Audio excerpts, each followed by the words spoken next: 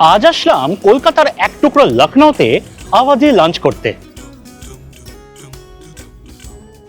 আজকের গল্প কলকাতার বুকে অথেন্টিক আওয়াধি খাবারের হদিশ নিয়ে।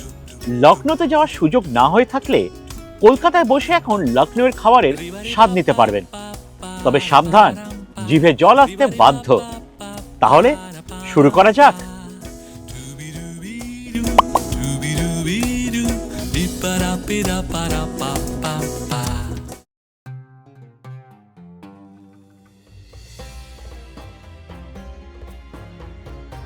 কলকাতায় বসে যদি আপনাকে অথেন্টিক লখনৌয়ের খাবারের স্বাদ নিতে হয়, তাহলে আপনাকে আসতে হবে সল্টলেকের সেক্টর 5-এ গালাওয়াট রেস্টুরেন্টে। গালাওয়াতের ইন্টেরিয়ার দেখেই বোঝা যায় লখনৌয়ের রয়্যালটি থেকে কতটা ইন্সপায়ার্ড। ভেতরের ডাইনিং স্পেস আর বাইরে ওপেন কিচেনে কাবাব আর পরোটা তৈরি হচ্ছে। রেস্টুরেন্টের ওনার, শেফ, কুক সবাই লখনৌ থেকে। ইনফ্যাক্ট আওয়াধি কুইজিনের জন্য যে মশলা ব্যবহার করা হয় সেটাও লখনৌ থেকে আনা হয়।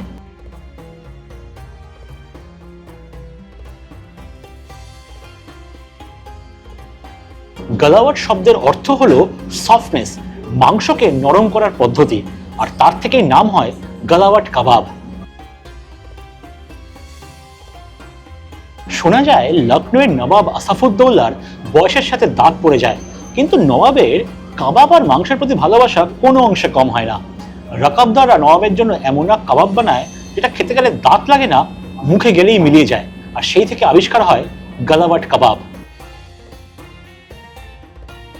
গালাওয়াট কাবাব এত সফট হয় আপনি হাত দিয়ে কাবাব তুলতে গেলে কাবাব ভেঙে যাবে। গালাওয়াট কাবাব তৈরি হয় পেছনের পায়ের মাংস দিয়ে। সেই মাংসর কিমাতে ৬২ রকমের মশলা দিয়ে মিক্স করা হয়। কিমার মধ্যে দেওয়া হয় কাঁচা পেঁপের পেস্ট, যেটা মিট টেন্ডারাইজারের কাজ করে। পারফেক্ট গালাওয়াট কাবাবের জন্য দুটো জিনিস ইম্পর্টেন্ট: কোন মশলা কতটা দেবেন আর কতক্ষণ রান্না করবেন। গালাওয়াট কাবাব তামার তাওয়াতে ঘি দিয়ে শ্যালো ফ্রাই করা হয়।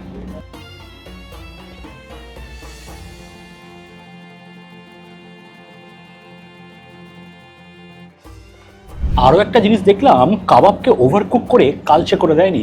ভেতরের মাংস হালকা পিঙ্ক কালারে, তাই মাংসর ফ্লেভারটা একদম এভিডেন্ট।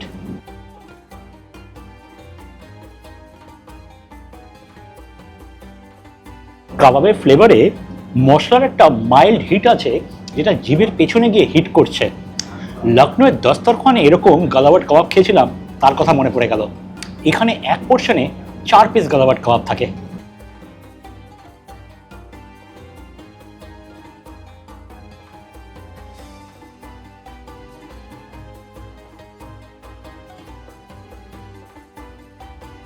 তবে গালাওয়াট কাবাব সবচেয়ে ভালো লাগে উল্টা তাওয়া পরাঠার সাথে। উল্টা কড়াই পরাঠা হলো উল্টো করে রাখা কড়াইয়ের ওপরে অল্প তেল দিয়ে পরোটা বানানো হয়। তাহলে পরোটার একদিকটা ক্রিস্পি থাকে আর অন্য দিকটা সফট হয়।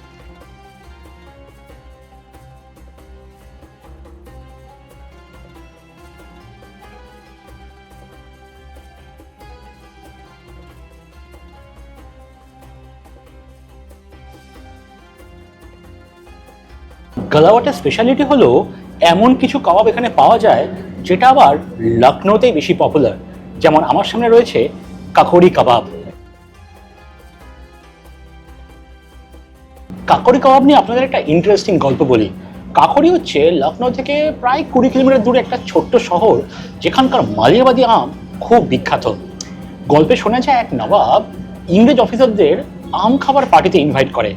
নবাবের পার্টিতে এক ইংরেজ অফিসার কাবাব খেয়ে একটা কুমন্তব্য করে, কারণ কাবাব খুব শক্ত ছিল।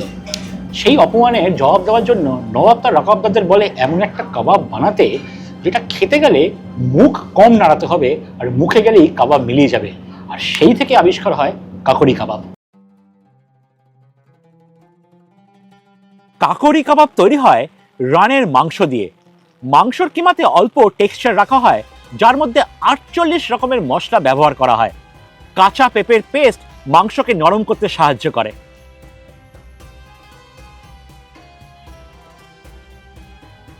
কাকড়ি কাবাব বেশ সফট, তবে অবভিয়াসলি গালাওয়াটের মতো অতটা সফট নয়, তবে প্রচন্ড স্মুথ ফিনিশ। কাকড়ি কাবাবের সাথে শিক কাবাবকে একদম গোলাবেন না। যদিও দেখতে শিক কাবাবের মতো, কাকড়ি কাবাব শিক কাবাবের থেকে অনেক বেশি নরম আর স্মুথ হয়। ইউনেস্কো থেকে কাকড়ি কাবাবকে ওয়ার্ল্ডের সফটেস্ট কাবাবের তকমা দিয়েছে। কিন্তু দুঃখের বিষয় কি জানেন, এরপরেও কাকড়ি কাবাবের তুলনায় গালাবাট কাবাব বেশি পপুলার। এই রেস্টুরেন্টে কাকড়ি কাবাব খেতে আসলে এক পোর্শনে 4 পিস কাবাব পাবেন। লখনৌয়ের নশিজানে এরকম কাকড়ি কাবাব খেয়েছিলাম।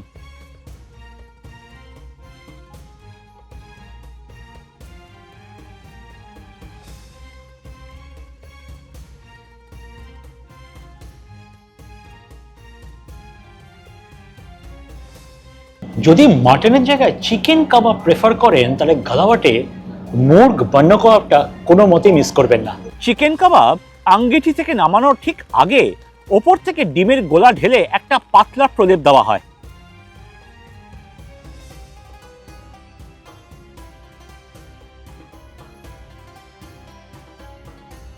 কাবাবে প্রথম কামড় দিলে প্রথমে ডিমের ফ্লেভারটা আসবে, তারপরে চিকেন কাবাবের ফ্লেভারটা পাবেন। আউটার কোটিংয়ে যে ডিমের প্রলেপটা দেওয়া হয়েছে ওর মধ্যে মিন্স করা কাঁচা লঙ্কা আর ধনেপাতা দেখতে পাচ্ছি, আর তাই জন্য ডিমের যে প্রলেপটা আছে ওটা একদম ব্ল্যান্ড নয়, বেশ ভালো লাগছে। আর ভেতরে কাবাব একদম জুসি আর সফট। বান্ন কাবাবের ব্যাপারে আমি যেটা শুনেছি এটা কলকাতায় অন্য কোথাও পাওয়া যায় না, তবে মেটিয়াবুরুজের গলিতে এখনো 2-1টা জায়গায় বান্ন কাবাব তৈরি হয়। যারা মেটিয়াবুরুজ থেকে আমার এই কন্টেন্ট দেখছেন বা যাদের এই সম্বন্ধে আইডিয়া আছে একটু কমেন্ট সেকশনে জানাবেন। টেবিলে আমার সামনে চলে আসলো মাটন নিহারি। রিসেন্টলি সোশ্যাল মিডিয়াতে দেখা গেছে যে ভোরবেলায় লোকে লাইন দিয়ে দাঁড়িয়ে মাটন নিহারি খায়, কারণ এটাই নাকি ট্রেন্ডিং। তাতে কোনো অসুবিধা নেই, কারণ নিহারি হচ্ছে সকালবেলার খাবার। তবে আমার মতন অলস লোকেরা ওই সকালে উঠে লাইন দিয়ে দাঁড়িয়ে নিহারি খেতে পারবে না। তাছাড়া আমি প্রেফার করি সারা বছর নিহারি পাওয়া যায় এমন একটা জায়গা। যদি আপনারও প্রেফারেন্স আমার মতন হয় তাহলে চলে আসতে হবে গালাওয়াতে। গালাওয়াতে 12 মাস আপনি মাটন নিহারি পাবেন। নিহারি তৈরি করতে মাংসকে অ্যাটলিস্ট 5 থেকে 6 ঘন্টা স্লো কুক করা হয়। পায়ের মাংসর হাড়ের মজ্জা দিয়ে নিহারি রান্না হয়। খাওয়ার আগে ওপর থেকে একটু লেবুর রস ছড়িয়ে নেবেন। মাংস একদম নরম হয়েছে, আর যেহেতু মাংস স্লো কুক করা হয়েছে হাড়ের মজ্জা ঝোলের সঙ্গে মিশে একটা থিক গ্রেভি ফর্ম করেছে।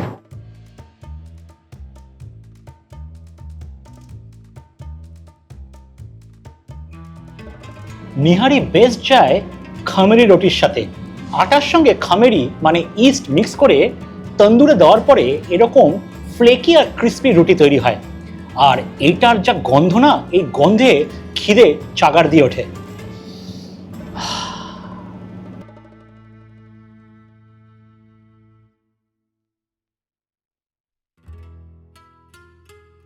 এইখানে নিহারি খেতে খেতে একটা জিনিস মনে পড়ে গেল, লখনৌয়ের রহিমসে এরকম নিহারি কুলচা খেয়েছিলাম। এক্স্যাক্টলি সেম টেস্ট আমি এখানে পাচ্ছি। কলকাতায় সুফিয়া বলে একটা দোকান আছে যেখানে নিহারি খাওয়ার এত ক্রেজ, ওটাই কিন্তু নিহারি বলা যায় না, ওটাকে জানি না ডাল গোস্ত হয়তো বললে বেস্ট হয়। অ্যাকচুয়াল নিহারির স্বাদ পেতে হলে আপনাকে এইখানেই আসতে হবে। হাতে তুলে নিয়েছি মাটন বিরিয়ানি। এবার আসল পরীক্ষা, লখনৌ বিরিয়ানির সাথে এখানকার বিরিয়ানির কতটা মিল।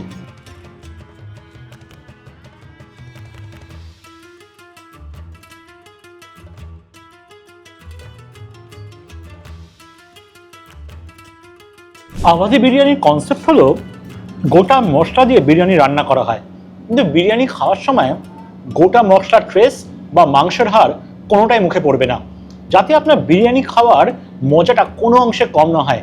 আর এখানে এক্স্যাক্টলি সেম। বাসমতি চালের ঝরঝরে বিরিয়ানি, তার মধ্যে 2 পিস মাংসের টুকরো। বিরিয়ানির ভাইব্রেন্ট কালারটা এসেছে স্যাফরন থেকে। কলকাতা বিরিয়ানিতে আপনি এরকম ভাইব্রেন্ট কালার পাবেন না, এখানে 3 ধরনের শেড দেখা যাচ্ছে, লাইট ইয়েলো, ডিপ ইয়েলো আর ডিপ অরেঞ্জ। আর লখনৌ বিরিয়ানিতে কলকাতা বিরিয়ানির মতো আলু পাবেন না। ঘিতে রান্না করা বিরিয়ানিতে মাংসের স্বাদটা এভিডেন্ট, তার কারণ যখন বিরিয়ানি দম দেওয়া হয় এর মধ্যে আলাদা করে মাংসের স্টক বা ইয়াকনি অ্যাড করা হয়েছে। তাছাড়া গোটা মশলার হিটটা বেশ ভালো মতো পাওয়া যাচ্ছে। যদি লখনৌয়ের ইদ্রিস বিরিয়ানি খেয়ে থাকেন তাহলে এখানকার বিরিয়ানির ফ্লেভারের সাথে প্রচুর সিমিলারিটি পাবেন। আর যদি লখনৌয়ে যাওয়ার সুযোগ না হয়ে থাকে, গালাওয়াতে আসুন আর এখানকার অথেন্টিক লখনৌ বিরিয়ানি শিখে দেখুন। আজকে যা যা খেলাম একটু আপনাদের দামগুলো বলে দিই। গালাওয়াত কাবাব 359 টাকা, উল্টা কড়াই পরাঠা 45 টাকা, কাকড়ি কাবাব 369 টাকা, মুর্গ বান্ন 410 টাকা, মটন নিহারি 275 টাকা, খামেরি রুটি 45 টাকা আর গোশত বিরিয়ানি 339 টাকা। কলকাতায় বসে যদি আপনাকে অথেন্টিক লখনৌয়ের খাবারের স্বাদ নিতে হয় তাহলে আপনাকে গালাওয়াতে আসতে হবে। এছাড়া হয়তো আরও একটা দুটো অপশান আছে, তবে তারা কি করেছে কলকাতার টেস্ট বারের জন্য লখনৌয়ের ফ্লেভারটাকে অনেকটা কাস্টমাইজ করে দিয়েছে, তাই জন্য অথেন্টিক ফ্লেভারটা হারিয়ে গেছে। সে যাই হোক, গালাওয়াতে আসতে হলে আপনাকে সল্টলেকের সেক্টর 5-এ ওয়েবেল মোড়ের কাছে আসতে হবে। গ্লোবসিন ক্রিস্টাল বিল্ডিংয়ের গ্রাউন্ড ফ্লোরে গালাওয়াত রেস্টুরেন্ট রোজ খোলা দুপুর 12:30 থেকে রাত্রি 11:30 পর্যন্ত। তাছাড়া গুগল ম্যাপসের লিঙ্কটা ডিসক্রিপশনে দেওয়া রইল। এইবার বলুন কেমন লাগলো আজকের ব্লগ। ভালো লাগলে লাইক আর শেয়ার করতে ভুলবেন না। ফুডে আর কি ধরনের কন্টেন্ট দেখতে চান একটু কমেন্ট সেকশনে জানাবেন। তবে তার আগে চ্যানেলটাকে সাবস্ক্রাইব করে নেবেন, কারণ আপনাদের এক একটা সাবস্ক্রিপশন এই চ্যানেলকে অনেক দূর অব্দি সাপোর্ট করবে। আর এইভাবে চ্যানেলের পাশে থাকবেন তাহলে তো আমি এরকম আরো ইন্টারেস্টিং কন্টেন্ট বানানোর এনকারেজমেন্ট পাবো। তাহলে আসি আজ, দেখা হচ্ছে পরবর্তী এপিসোডে। ততদিন ভালো থাকবেন, সুস্থ থাকবেন, টাটা।